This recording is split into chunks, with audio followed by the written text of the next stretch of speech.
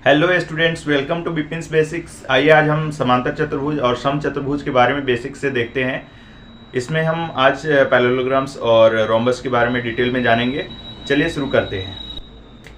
सबसे पहले है हमारा समांतर चतुर्भुज। इसको हम इंग्लिश में पैरेललोग्राम बोलते हैं। विशेषता इसकी क्या होती है, यानी कि पैरेललोग्राम क्या होता है। ठीक है, तो पैरेललोग्राम में सबसे पहले आमने सामने की भुजाएं बराबर होती हैं, यानी कि सामने सामने की भुजा जो होगी वो आपस में बराबर होगी। जैसे ये भुजा जो है इसके बराबर होगा। इसके बाद बोलता है कि आमने सामने के कोण बराबर होते हैं। जैसे ये कोण है तो इसके सामने का कोण, ये वाला कोण जो होगा आपस में बराबर होगा, और ये सामने का कोण जो है इसके बराबर होगा। इसके बाद बोलता है तीसरा में, विकर्ण एक दूसरे को समद्विभाजित करते हैं, यानी कि जो समांतर चतुर्भुज होगा इसके विकर्ण, अगर हम इसका विकर्ण खींचते हैं इस तरह से, तो इन दोनों के विकर्ण एक दूसरे को आपस में जो है समद्विभाजित करते हैं। विकर्ण जो है एक दूसरे को समद्विभाजित करते हैं, यानी कि इधर जितना होगा उतना ही लंबाई इधर भी होगा, और इसमें भी इधर जो है इसके बराबर होगा।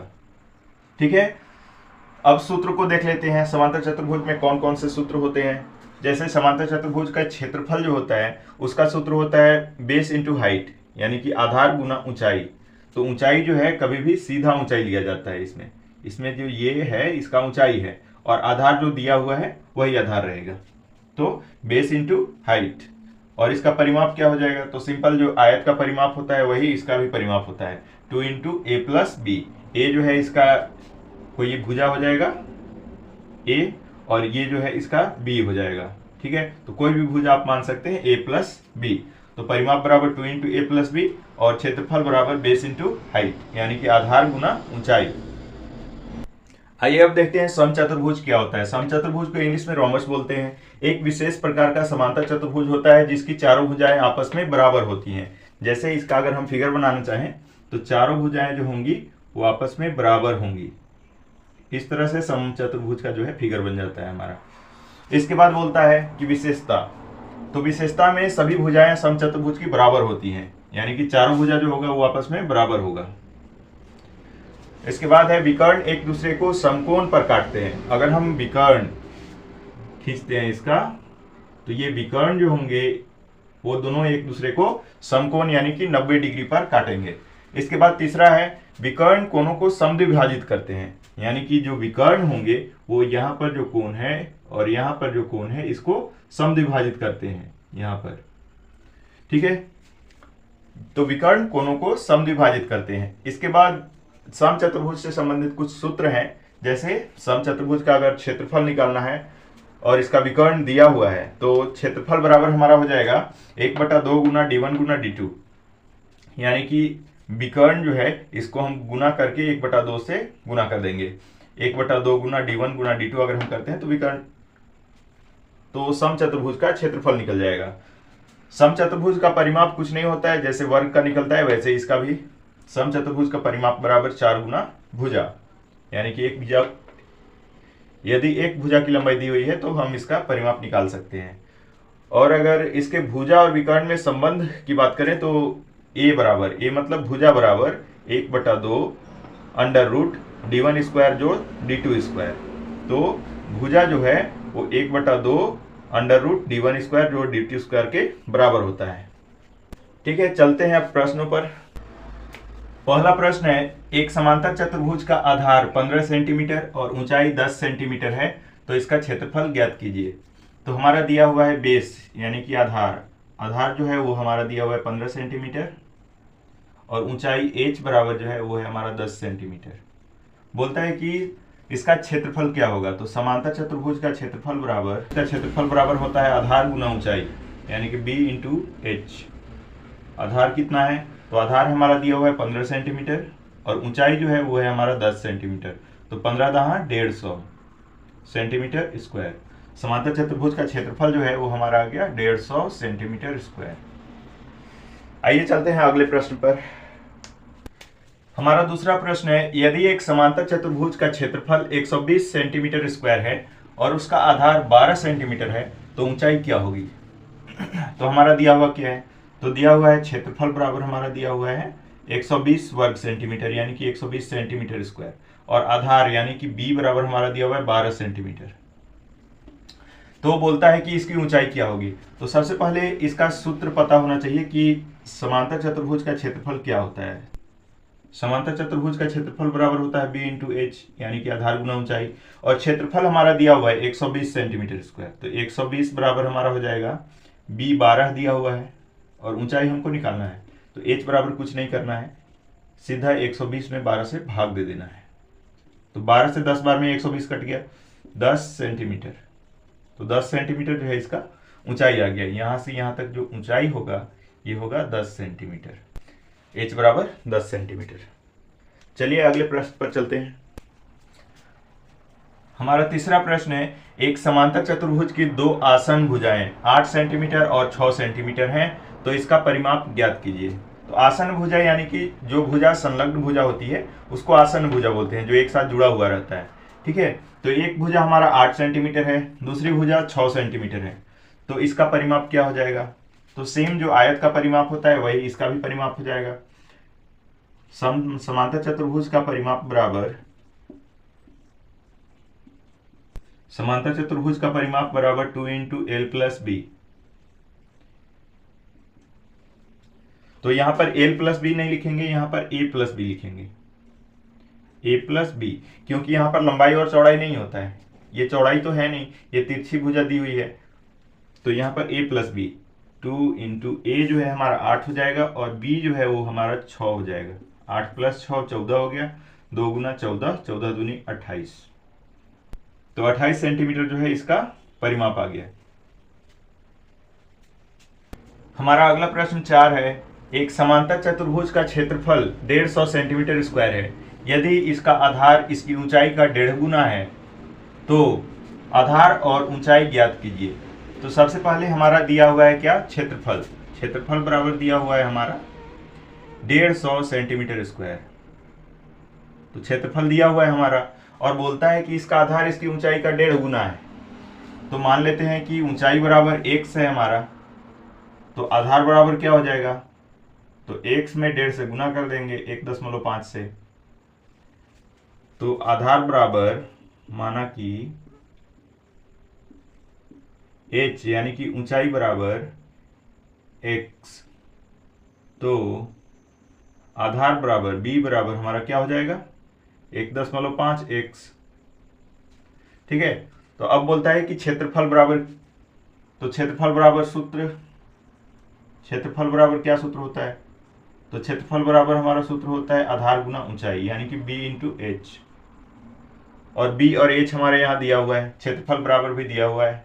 क्षेत्रफल बराबर है 150, b जो है हमारा 1.5x और h जो है वो हमारा है x। अब इसको हम सॉल्व कर लेंगे। तो 150 इधर रहेगा, यहाँ पर या का चिन्ह दे लेते हैं। इसमें इससे गुना करेंगे तो x गुना x स्क्वायर हो जाएगा हमारा। तो 1.5 गुना x स्क्वायर, x स्क्वायर बराबर क्या हो जाएगा? तो x स्क्वायर बराबर हमारा हो जाएगा 150 इधर पहले से है, 1.5 नीचे आके गुना हो जाएगा, भाग में चल जाएगा। यहाँ से दशमलव हटेगा तो यहाँ से दशमलव हटेगा तो ऊपर में 0 1 बढ़ जाएगा और 15 से 1500 में भाग देंगे तो 100 बार में हमारा कट गया। तो x स्क्वायर बराबर हमारा हो गया 100। जब x स्क्वायर बराबर 100 हो गया तो x बराबर क्या हो जाएगा? तो x बराबर हो जाएगा हमारा 100 का वर्गमूल निकालेंगे यहाँ पर, तो 100 का वर्गमूल होता है 10, तो x बराबर आ गया 10। तो अब बोलता है कि आधार और ऊंचाई क्या है? तो आधार और ऊंचाई निकालना है। तो आधार जो है b बराबर हमारा हो जाएगा 1.5 गुना 10 बराबर 15। फिर h जो है वो है हमारा x, तो x जो आया है 10, यही हमारा ऊंचाई हो गया। ठीक है, तो 15 सेंटीमीटर आधार और 10 सेंटीमीटर ऊंचाई हो गया हमारा। चलिए चलते हैं अगले प्रश्न पर।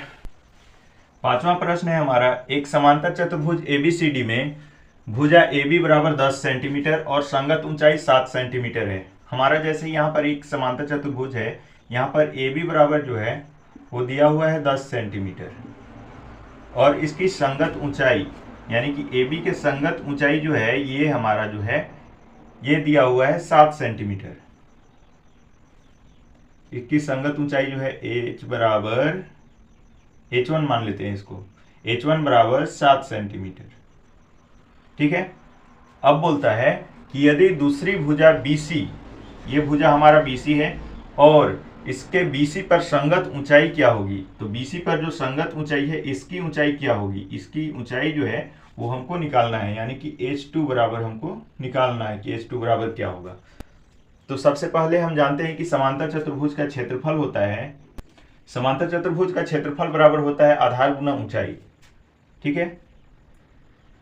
तो आधार गुना ऊंचाई जब हम करेंगे तो हमारा एक ऊंचाई दिया हुआ है और एक ऊंचाई, ये ऊंचाई जो है हमारा दिया हुआ है 7 सेंटीमीटर। ठीक है। और दूसरा ऊंचाई ये वाला हमको निकालना है।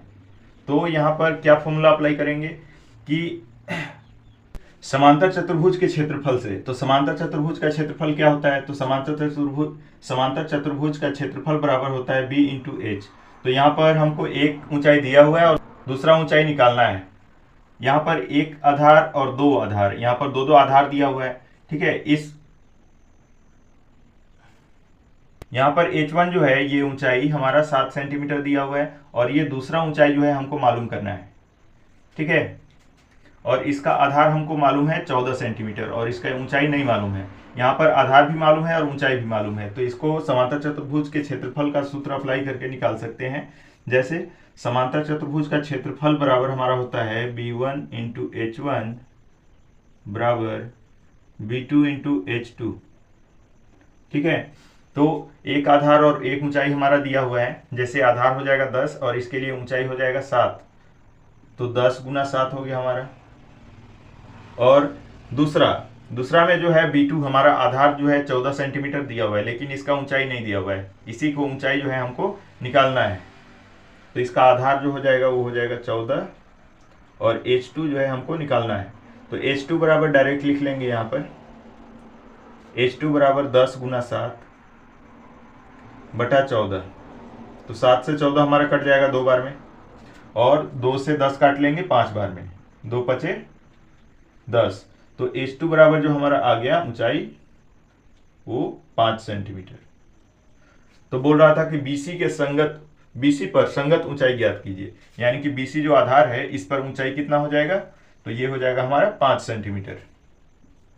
तो कुछ नहीं, कॉन्सेप्ट पर केवल सवाल था इस पर। ठीक है, चलते हैं अगले प्रश्न पर। आइए अब देखते हैं समचतुर्भुज के प्रश्नों को।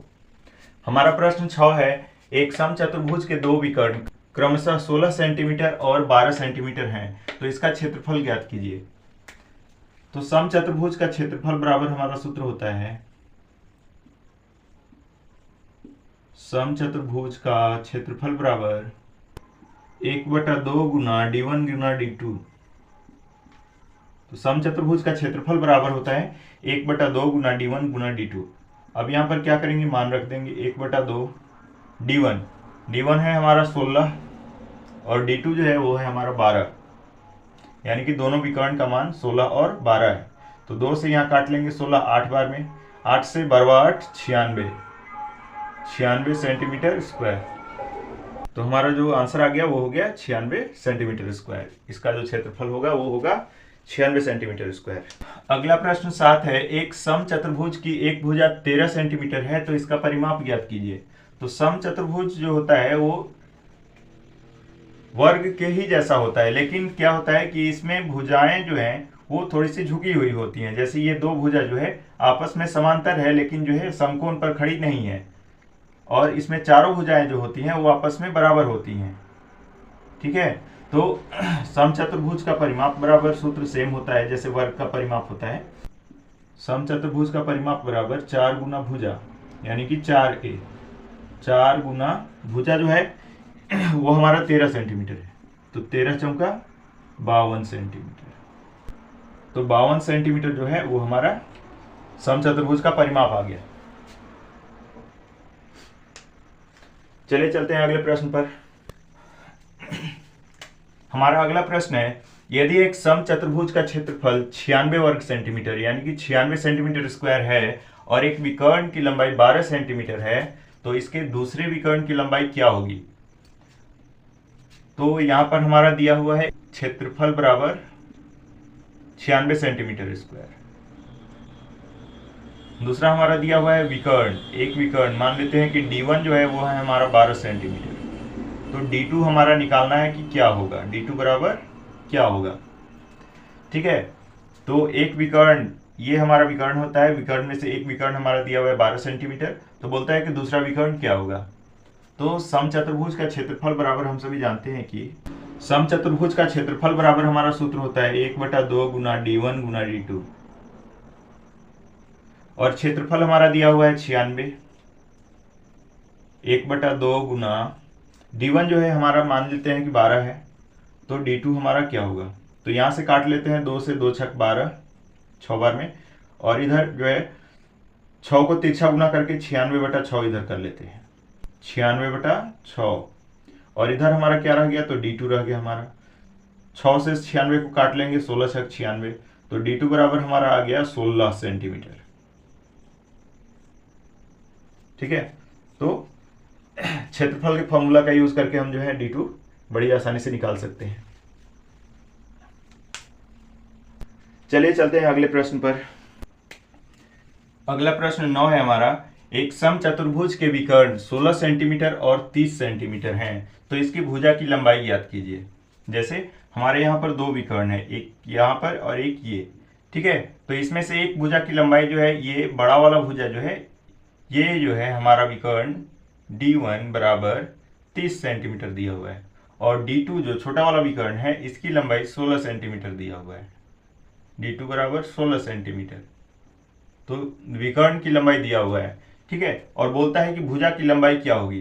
तो जैसे ये विकर्ण दिया हुआ है और ये विकर्ण दिया हुआ है, तो यहाँ पर जो विकर्ण होता है वो एक दूसरे को समकोण पर समद्विभाजित करता है। तो यहाँ पर जो कोण बन रहा है वो बन रहा है हमारा समकोण 90 डिग्री। तो ये भुजा मान लेते हैं कि आधार है और ये ऊंचाई है। ठीक है, तो ये जो हो जाएगा हमारा कर्ण हो जाएगा। ठीक है, तो इस तरह से पाइथागोरस प्रमेय का यूज करके जो है हम इसको बढ़िया आसानी से निकाल सकते हैं। ठीक है, लेकिन इसके लिए क्या करना होगा, तो ये जो विकर्ण है इसको हम यहीं तक ले रहे हैं, तो हमको इसको आधा करना होगा। ठीक है, तो विकर्ण को जब हम इसका आधा करेंगे तो 30/2 हमारा हो जाएगा 15, और दूसरा विकर्ण जो है 16, इसको जब हम आधा करेंगे तो ये हो जाएगा हमारा 8। ठीक है, तो विकर्ण जो है हमारा आधा ही यहाँ पर यूज हो रहा है, इसलिए हम पूरा विकर्ण नहीं ले रहे हैं। ठीक है, और इससे जो है हमारा भुजा का लंबाई निकल जाएगा। क्योंकि समचतुर्भुज में चारों भुजा आपस में बराबर होता है, तो कोई एक भुजा निकाल लेंगे तो हमको भुजा का लंबाई मालूम चल जाएगा। ठीक है, तो यहां से क्या करते हैं कि पाइथागोरस प्रमेय का यूज कर लेते हैं। तो पाइथागोरस प्रमेय से क्या हो जाएगा, तो पाइथागोरस प्रमेय से जो है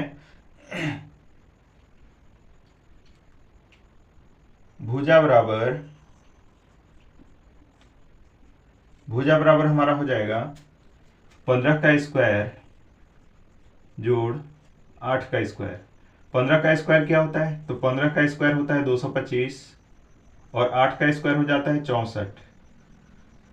अब हम दोनों को जोड़ लेंगे, तो 225 और 64 जब हम जोड़ते हैं तो हमारा आ जाता है 9, 6 2 8 और 2 289, और 289 का जब वर्गमूल निकालते हैं तो हमारा आ जाता है 17। तो इस तरह से भुजा का लंबाई जो है, ये चारों भुजा आपस में बराबर होती है, तो हमारा भुजा का लंबाई आ गया 17 सेंटीमीटर। ठीक है, तो अगर हमारा विकर्ण दिया हुआ है तो विकर्ण को सबसे पहले आधा कर लेंगे, तो आधा करेंगे तो जो है हमारा 2 भुजा यहाँ पर मिल गया इस तरह से, और यहाँ पर तीसरी भुजा निकालना है इस त्रिभुज का। ठीक है, तो तीसरी भुजा जो होगी वो होगी भुजा, ये जो समचतुर्भुज है इसका भुजा।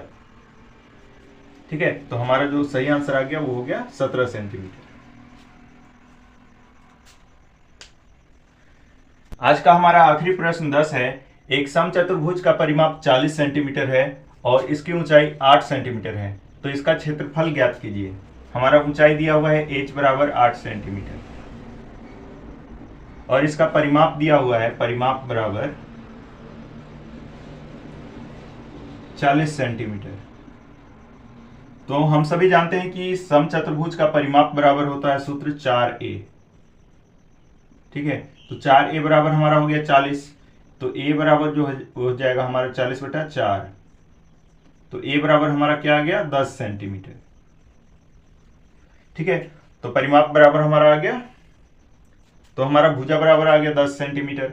अब बोलता है कि इसका क्षेत्रफल क्या होगा। समचतुर्भुज का क्षेत्रफल बराबर, तो जैसे समांतर चतुर्भुज का क्षेत्रफल होता है b इंटू एच, वैसे ही इसका भी क्षेत्रफल हो जाएगा b इंटू एच, यानी कि आधार गुना ऊंचाई।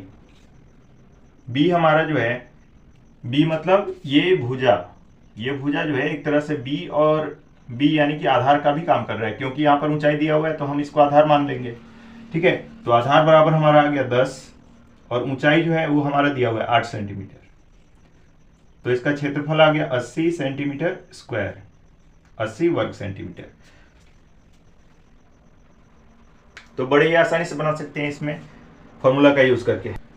ठीक है, तो आज हमने देखा कि समचतुर्भुज और समांतर चतुर्भुज से संबंधित प्रश्नों को कैसे हल कर सकते हैं। आशा है आपको यह पसंद आया होगा। Thank you for watching. Please like, share and subscribe this channel. Thank you.